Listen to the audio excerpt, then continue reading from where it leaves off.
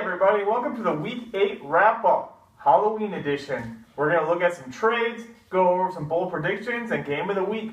Let's go!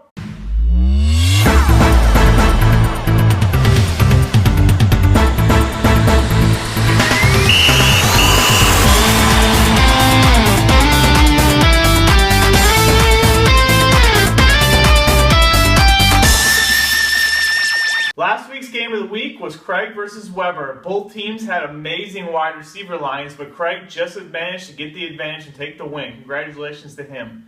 Speaking of Craig, it also helped that he had the highest score this week, scoring 138 points. All the low scores are pretty respectable in the 80s, but single Kevin getting the lowest at 80 points. Continuing with the Craig theme, his team now lives and dies on the Colts. His starting lineup this week is almost entirely made of the Indianapolis Colts. Hopefully they don't let him down. This week's big trade was Golden Tate versus Rob Gronkowski. I personally don't really agree with it. I would much rather have Rob Gronkowski. I don't think Golden Tate is going to put up the big numbers once Megatron comes back. And I know that just reaching out to some people in the league, they also felt the same way. But good luck to Weber with Golden Tate. Looking around the league today, I was surprised that this late in the season, almost every team is still in the playoff hunt, especially in the light division. Literally 1 to 2 weeks going one way or another could put a last place team right into the playoff hunt.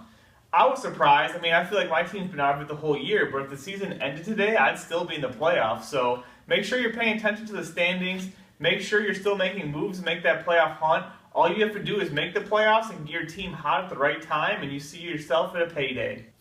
This week, I look at the spreads of the games that ESPN provides, and I picked one underdog to win this week. I think Eric is going to upset Dan, even though he's projected to score 10 less points than him, and his record's only 3-5, where Dan sits at 5-3. Good luck to Dan, but I think Eric's going to edge this one out. Speaking of Dan, he continues to make enemies on the message boards. This week, calling out Mark's team, calling them a fraud, that they're just a paper tiger at top of the rankings because their points against is over 100 points less than everyone else. Dan has a point, but I wouldn't consider Mark's team a paper tiger. And now it's time for everyone's favorite segment, the High V Game of the Week.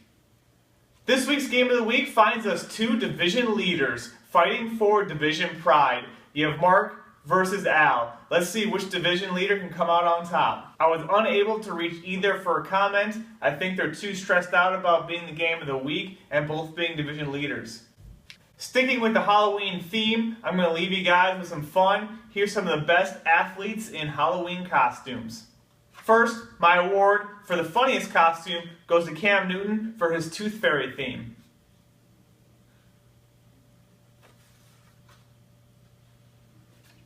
I'm going to give my scariest costume award to Shaquille O'Neal. Imagine waking up to that after a night of drinking. The best group costume award goes to a crazy bunch of bumblebees, the Pittsburgh Steelers.